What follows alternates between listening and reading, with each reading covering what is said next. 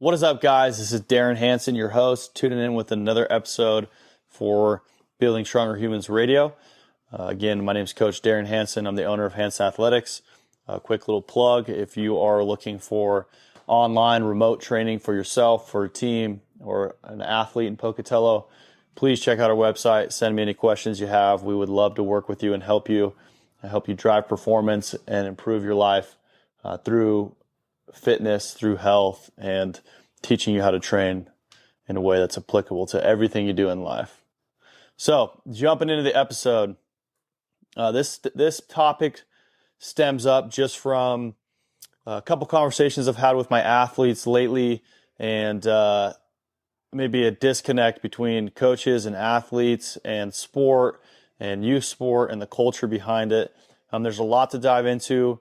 We're not going to go into absolutes today, but I wanted to bring up some ideas and thoughts on potentially what's going on, because it's a little bit different than I remember when I was younger in a couple different ways. So number one I want to touch on is I've been having multiple conversations with athletes we have that are unhappy with their sport experience and potentially talking about quitting teams. And immediately your mind might jump down the rabbit hole of, well, maybe they're not doing well. These specific examples I'm talking about today are actually athletes that are on very successful teams, winning teams, teams that are making it to playoffs, teams that are making it to state. And in terms of a sport team, right, they are actually in very successful programs with coaches that I love and endear. So I want to dive into some of these issues that might be arising and how there might be some disconnect between athletes and the coaches and whatnot. And I first wanted to kind of kick it off just by jumping back and giving an example of when I was an athlete, where I always found my best performances were situations where I was relaxed and I was having fun and I was letting my personality and expression come out on the court. And it allowed me to play fast. So in a way, and most athletes will understand this, when you're able to stay relaxed and calm and kind of in the zone in sport or in a flow state, right? Not in your head, that's typically when you can play your fastest. You're trusting your instincts, you're making decisions on the fly, and you're just letting your training, letting your experience come out and perform and truly perform on that day, rather than being in your head and thinking through everything and slowing yourself down because you're not trusting your instincts and your natural ability. So I want to highlight that, because we're going to kind of dive into some reasons that potentially athletes aren't having fun on the court, or reasons that they are afraid to kind of get into that state and be themselves and rely on their training. So first, we can obviously kick it off with, there will be some athletes that just technically aren't there. They haven't put in the work. They're not confident in their abilities, and that's obviously going to be something that stems back to that athlete putting in more time to become confident, become trained, have belief in their ability to perform on the court. That's an expected, right? Is that an athlete has put in the effort to get there, and they've had the coaching, and they are at a state where they can perform on the court. So I want to kind of bring this concept into athletes that, do have those prerequisites and are contributing athletes on the court, and have put in the work previously. So I think number one thing I want you guys to think about, and we're not going to talk in absolutes, I'm just going to put ideas out there. And if you have feedback or questions or thoughts, always welcome to share them with me. You can tune in. Obviously, you can ask questions directly on some platforms to podcasts. You can get on the Instagram. But go ahead and give me some feedback on this episode. But one of the main reasons I feel like athletes aren't having fun or being able to get into that flow state is, number one, is just the youth sport culture of they are playing so many games now, and sport is going year round. A lot of times athletes aren't doing multi-sport in terms of starting a sport and stopping a sport and then doing another sport, right? So you get kind of that refresh, you get different demands, different people and whatnot. But really what you see a lot of today is athletes are continuing to train throughout all. So for example, soccer, they play soccer season, they start club while they're in basketball. They have volleyball skills while they're in basketball and have club soccer. So these sports are kind of blending all together and really taking the demands of the athlete almost past what a professional athlete's demands are really daily, because they're trying to spread it into so many buckets, right? Which that could stem, we're not going to get into that today, but that could stem up the argument of like maybe multi-sport is not the best direction anymore unless you are willing to give up one sport completely while you do another. That's something to think about as an athlete, as a parent. How can I separate these things so I get a little bit of refresh or reset, take some time off? You should definitely have 3 months off of a specific sport a year. And really during that time, you should be working on strength and conditioning training, working in different movement patterns than you are on the court, regaining mobility and range of motion through joints, getting strong, getting faster, getting ready for the upcoming season, right? So that might be one thing. Athletes might be playing too many games, okay?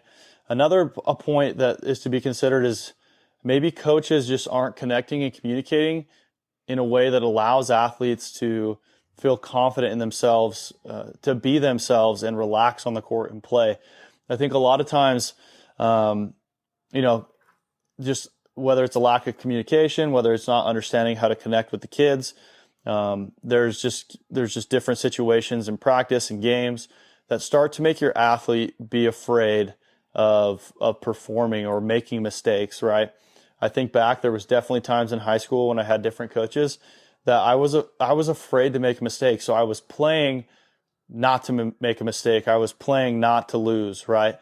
Which, again, any athletes listening to this podcast or past athletes, you know that that's going to hinder performance.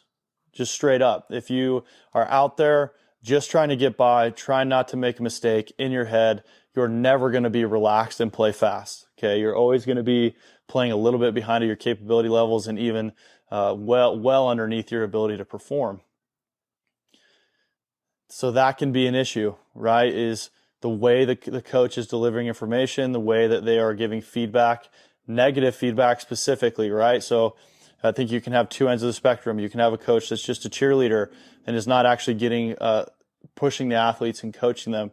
And then you can have coaches that don't understand how to deliver information without potentially harming the athlete's ego, or which that sounds a little bit soft, but it needs to be considered that is the way you're delivering coaching constructive, or is it breaking them down? And specifically, is it breaking them down in front of their peers? Are you tearing them apart in front of their teammates? And is it one athlete more so than others and whatnot? You have to take this whole social circle into account and find ways to deliver information that you can give them negative feedback, but it ends in a positive mindset. The athlete is now motivated to make that change, and they're not afraid to make a mistake in the future and go through that cycle of negative feedback and humiliation in front of their peers. So, very important concept to think about. And then the last concept I want to talk about and why we might be seeing this is, and first I'll compare it to my field. So it's very easy in the strength conditioning field to try to get too technical, try to get too advanced, try to throw too much of the athlete, because we kind of get bored, right? So we're doing the same thing every day as coaches, and it's easy to get bored, see new things, want to try to add in all this different stuff because the internet now. So you're seeing all this different stuff. You're not sure if what you're doing is the best, so you're just trying to throw things in and out, and it's not creating really a conducive environment or an environment with enough repetition to make progress. A little side note is I just had the opportunity to go out to the NFL Combine training at UCLA in LA. Spent time at the Mamba Academy one day, seeing some of the strength work they're doing, and then at actual UCLA's facility, going through a speed session as well as talking to their strength coaches. And it was very good for me to go and see that and then relay this back to our coaches here. It was reassuring in a way that we are doing all the things that they're doing with these high-level athletes, because you see all this kind of BS on Instagram, on the social media. That's really just to catch eyes, catch views, and it's not really coming from people that are working with the athletes and have experience in the field. So going out there, I was able to see a couple things. Number one, a good insight into how they're delivering feedback to these coaches or these athletes, high-level athletes, what kind of work they're doing to develop speed, which we were right on point with what we're doing at the facility. Nothing crazy, nothing on a Bosu ball, nothing wild, okay? Nothing that you see on Instagram. It's the stuff that we have been lucky enough to have mentors that have taught us and showed us the way. And we've taken bits and pieces of that and made our own formula, but it fits right into what they are doing in a very scalable way to our age and population. You have to take that into account. Now, we aren't working with NFL athletes, right? We're working with youth athletes. So how do we make those principles carry over to that age group? Okay, so number one was that. Number two was on our strength and conditioning side. UCLA, a big football program, right? They were quizzing us on what we were doing because they're moving over to the methodology that we are already instilling with our athletes and the principles we're following. So they were actually somewhat behind in terms of developing athletes on the strength side. And we're very interested in how we were doing it, and because we were using the methodologies they were looking into using and how we're making sure that carries over to on-field performance. So that was very eye-opening, and it was important. And I think coaches out there, no matter what sport you're coaching, what field you're in, you should get yourself out of your comfort zone and go and actually physically get around and have conversations with the people that are doing this at a high level so that you can make sure to take bits and pieces or find confidence in the work you're doing, and you don't start nitpicking off the internet and just trying to do random stuff. Okay. So swinging that all back, I think one thing that could be happening at the high school level as well is these coaches are potentially getting bored with schemes, getting bored with the basics, and they're trying to implement things that are a little bit too high level for where the kids are at within their sport development, right? So trying to run schemes, trying to give them different things to work on or do in games and practices that they're just not there yet. So that's just going to set up this environment where the athlete can't gain the confidence because they're not successful enough and they're afraid to make mistakes, right? So they're playing in a way that's making them think a lot while they're performing. They're having to think about what the play is. They don't understand the play. They're having a hard time remembering it. So the coaching or the schematics may be too advanced for really where your athletes are at. And this is different program to program. Coaches have to fill this out based on, the kids they have. But if your athlete is having to think through plays and having to try to remember and to make sure they're doing the right thing while they're playing, and they're not just out there performing and embracing it and they know it like the back of their hand, again, they're not going to be able to be relaxed. They're not going to be able to have as much fun, and they're going to play slower, and they're going to play afraid to make mistakes. And then that's going to cost you down the line and potentially in big games. So those are all things that you kind of have to brainstorm and think about when working specifically, really, frankly, with this youth population. It's different, right? The kids are just not as developed.